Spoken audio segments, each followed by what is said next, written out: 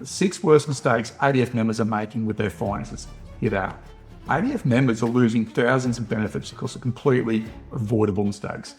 Most civilian financial advisors treat military members like everyday people with everyday needs, with mostly no idea how to understand military super or how to maximise it. But the reality is, military super schemes like MSPS and ADF super require a niche specialised framework of knowledge. Our military community require a different approach than that of your stock standard traditional financial plan. At National Service Financial, we don't just talk the talk. My name is Wayne Bennett. I've proudly served for 20 years for the Australian Defence Force, and I'm the founder of this company. I've lived your life and helped a huge amount of people and veterans get themselves up financially for life during and after service. Today, I'm breaking down the 6 critical financial blind spots ADF members face right now and give you the exact blueprint to fix them, starting with number 6, not knowing your military super risk profile. So this is a simple one, but it quietly costs people hundreds of thousands of dollars. The investment option your super is actually sitting in is extremely important. It's important for you to understand. Whichever scheme you're in, if you never make a choice, you're most likely parked in the default scheme and most likely never think to touch it again. In ADF super, that default is called My Super Balanced, and in military super, the MSPS scheme, it's just called Balanced. Sitting right beside it in both schemes is a high growth option. CC calls it aggressive, weighted far more heavily towards growth, shares, property and infrastructure, but there's also an income focused option and a cash option too. But it's the gap between the default and the aggressive where the really money is, particularly when you compound over time. Over a year or two, this gap looks tiny. Over a 20 or 30 year career, the difference in average return compounds into a 6-figure swing in your final balance, which is huge. Same contributions, same fund, decided by a setting you probably forgot that you had, or that you never knew could change.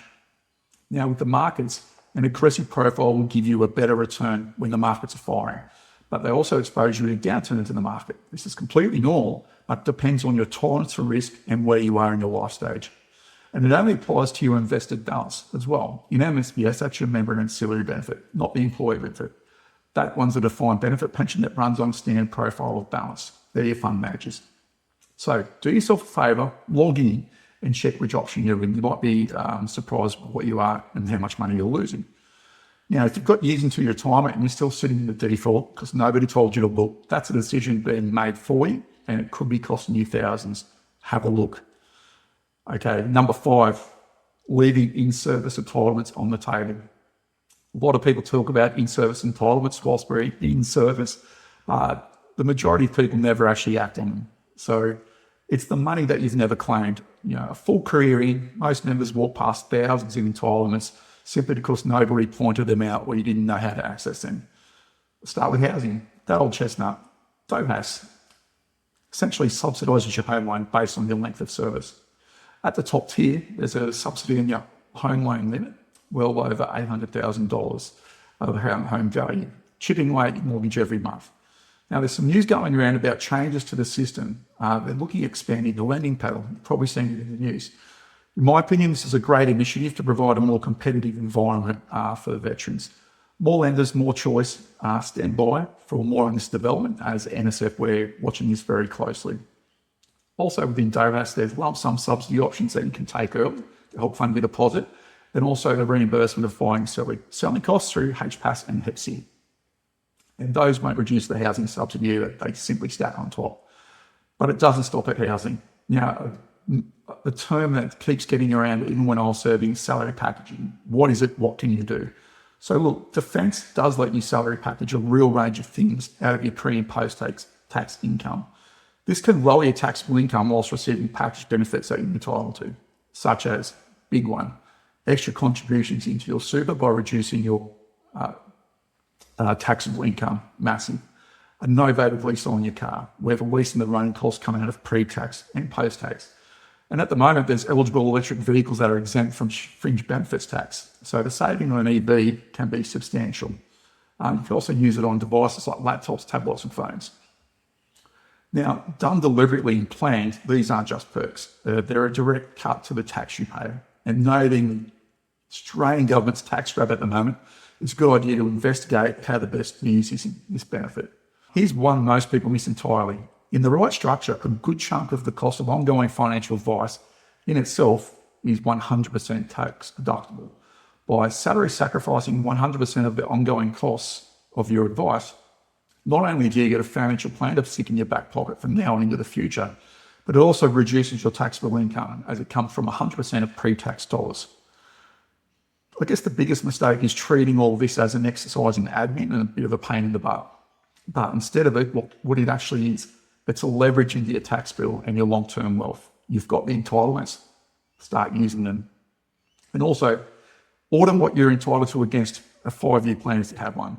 I know that most of you might not even have a 5-year plan, and that's okay, because it's something we actually specialise in at ASF. There's a link in the description below for you to book in a free call with myself or a member of my team, see how we might be able to help you plan out your next 5 years and beyond. Here's another mistake coming up that we commonly see, and it's a huge one: lump sum compensation and the mortgage trap.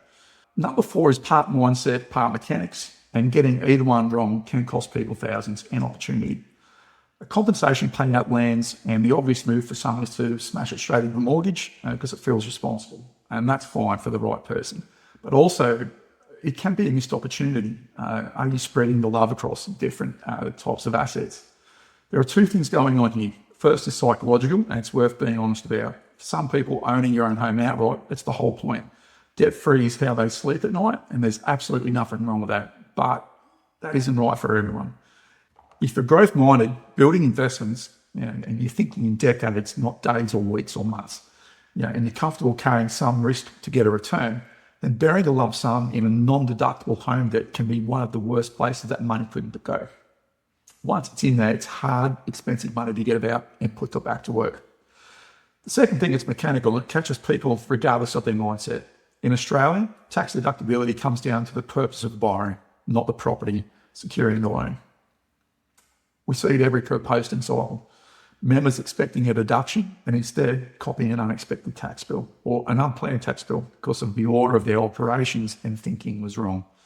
So before you hit pay down on the mortgage, get clear on which camp you're actually in.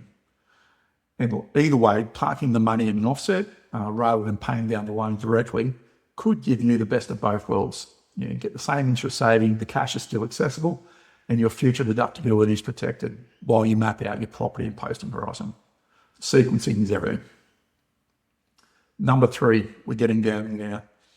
This is a big one as well: turning down free advice and flying without a roadmap. So there's 2 habits that really feed each other. First, a lot of people are so skeptical, I should say, of financial planners that they're knocking back advice that DVA will actually pay for when they get their lump sums and SRDP letters. We've all seen the Facebook forums with many hard luck stories. There's angry people in there, they're bitter, they're twisted. But these are generally the people that didn't get it right and they thought they knew everything. When you're making a permanent impairment decision, DVA reimburses professional financial advisors like us and to get legal advice on whether a lump sum or ongoing payments suit you better. For the SRDP decision, advice is mandatory and DVA also funds that as well. So there is funded advice out there from DVA and implore you to use it. And even if your choice feels obvious, why wouldn't you get a second set of eyes when someone else is paying? Couldn't go. And that's the gap. A real financial roadmap isn't a one-off transaction. It's a living plan that keeps up with the markets, legislation, and helps out your family. You plan every detail of your career and your deployments, and your family's financial security deserves the same detail. Which brings us to the top 2. The top 2 that do the most damage and the 2 that you can afford to get least wrong. I've experienced these and they're a bit of a hard thing to go through. I'm trying to pass on some learned experiences for the greater veteran community, so you've got you do have a more secure horizon. So number 2 is blindly electing SRDP or a PL lump sum. So when DVA offers you this SRDP, the decision can seem quite simple at first glance. Let me tell you, it isn't. We've looked at thousands of these. Taking the periodic option, the weekly payments, and on paper it feels like the safe one. Steady money coming in for as long as you need it for the PLA offers. But here's one that doesn't get said. Those weekly payments stop the day you die. They don't pass to your partner, there's no reversion, they don't pass to your kids. There's no recourse for your family. The income simply ends with you. And week to week also, that money is easy to fritter away. It lands, it gets absorbed into your household budget, and years later, you may have nothing to show for it. A lump sum is a different animal. It's yours, it sits in your estate, and for the right person, are you someone that's going to be able to put it to work and clear the right debt and build something that lasts? A lump sum is generally a life-changing decision. It should be treated as such. SRDP, it looks simple on paper, tax-free, paid for life, but the headline figure and the number that actually lands in your account are two very different things. SRDP gets reduced dollar for dollar by your permanent payment compensation and then cut another 60 cents a dollar against the Commonwealth funded part of your super. So these allowances can get eroded quite quickly, and this is where it gets dangerous. Sometimes the offsetting drags SRDP all the way down to a zero offer, and people see that zero on paper and assume there's nothing for them, and they walk away. I've heard of people seeing the zero and throwing the offer in the bin. That doesn't necessarily add up. DVA can be working off an incomplete picture, and one of the biggest pieces they can miss is your qualifying service. If you've got qualifying service, you may be eligible for a tax-free service pension on top, a completely separate entitlement as SRDP offers that you say nothing about. So a letter that reads nothing here for you can be sitting on thousands of dollars a year. People leave that money on the table every single week simply because nobody told them to look past the zero. Step back, and the trade-off is real either way. Incapacity payments are taxable and generally stop at the pension age 67. SRDP is tax-free and runs for life. And which one wins depends on your numbers and your time frame. And here's what makes it a top two mistake. It's a lot. You've got 12 months to decide once you put in an election, and once you've chosen, you can't reverse it. So never elect any of this on a whim. Get your qualifying service confirmed. Have someone model SRDP, incapacity, and the PI lump sum side by side over a multi-year horizon, and check what else you might be entitled to before you sign anything. This one does the most damage because it rewrites everything else on this list. I'll be straight with you, this is the one that I've lived personally. I was fortunate enough to spend 20 years in the Australian Defence Force with Navy and doing some time with the Air Force as well.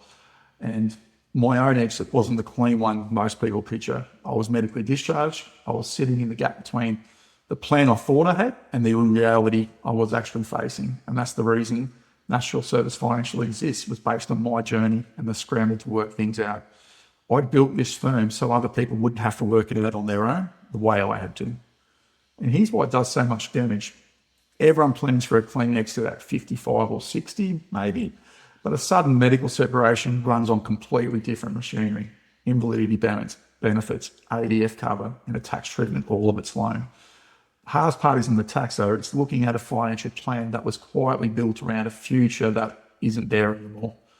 I know that feeling, and I know how much better it goes when someone who's been there can help you rebuild the plan around your life that you actually have right now, not the one you had.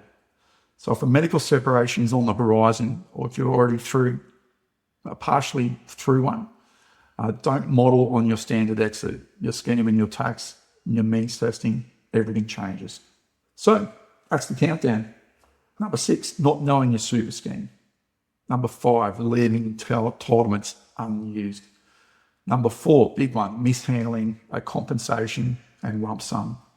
Number 3, skipping advice you're entitled to. And number 2, the top 2 are good ones. You're electing SRDP or a PI lump sum without modelling it.